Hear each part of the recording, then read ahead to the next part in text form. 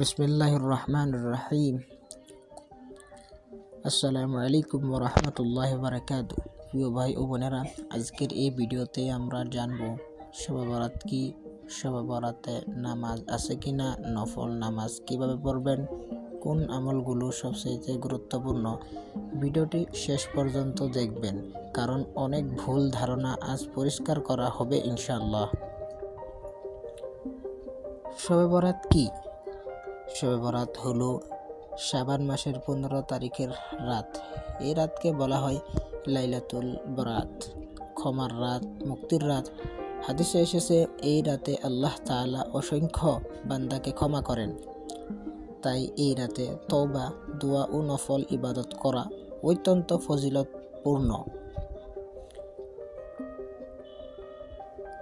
শবে বরাতে কি ফরজ নামাজ আছে?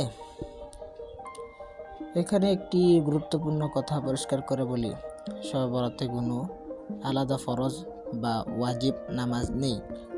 কোরআন ও সহিহ হাদিসে নির্দিষ্ট কোনো নামাজ নির্ধারিত নয়। তবে এই রাতে নফল নামাজ পড়া মুস্তাহাব, অর্থাৎ ভালো ও সওয়াবের কাজ। শবে বরাতের নফল নামাজ কিভাবে পড়বেন বহুতে জানেন না, তো আমি বলে দিচ্ছি।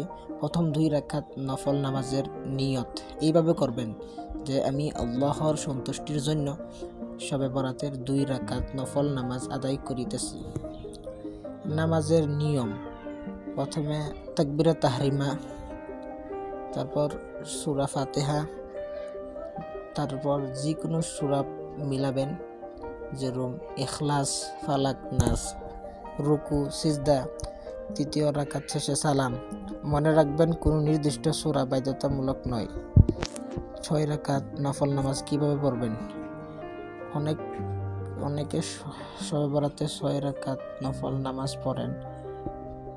এই নামাজ 3 সালামে পড়া হয়। প্রথম 2 রাকাতে নিয়ত করবেন দীর্ঘ হায়াত ও সুস্থতার জন্য। দ্বিতীয় 2 রাকাত নিয়ত রিজিক ও বিপদ থেকে হেফাজতের জন্য। তৃতীয় 2 রাকাত নিয়ত করবেন যে ঈমানের সঙ্গে মৃত্যু ও গুনাহ মাফের জন্য। এই আমলটি ফরজ বা সুন্নত নয়, বরং নফল ও নিয়তের ভিত্তিতে করা হয়।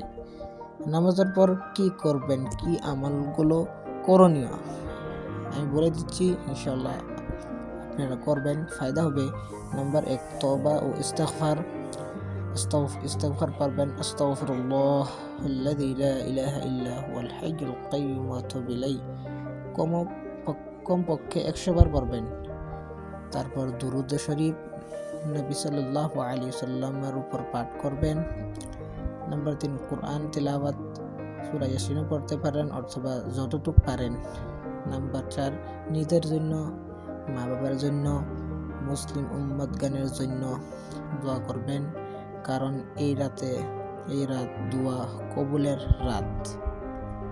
সাধারণ ভুল ধারণা মানুষের মনে জাগে যে নির্দিষ্ট সূরা না পড়লে নামাজ হবে না। এটা কি সত্য? না, এটা ভুল। তো এই সন্দেহটাও থাকে যে এত রাকাত না পড়লে গুনাহ হবে। এটাও ভুল ধারণা। এটাও মানুষের মনে ভুল ধারণা যে এটা পড়া ফরজ, এই নামাজ পড়তেই হবে। এটাও একটা ভুল ধারণা। আল্লাহ নিয়ত ও আন্তরিকতা দেখেন, সংখ্যা নয়। প্রিয় ভাই ও বোনেরা, শবে বরাত আমাদের জন্য একটি সুযোগ নিজেকে সংশোধন করার জন্য আল্লাহ তাআলার কাছে ফিরিয়া যাওয়ার। আসুন এই রাতকে গুনাহে নয়, ইবাদত ও তওবা ও ইস্তিগফারে কাটাই। ভিডিওটি ভালো লাগলে লাইক দিন, চ্যানেলটিকে সাবস্ক্রাইব করুন, নোটিফিকেশনটা অন করুন। আল্লাহ হাফিজ।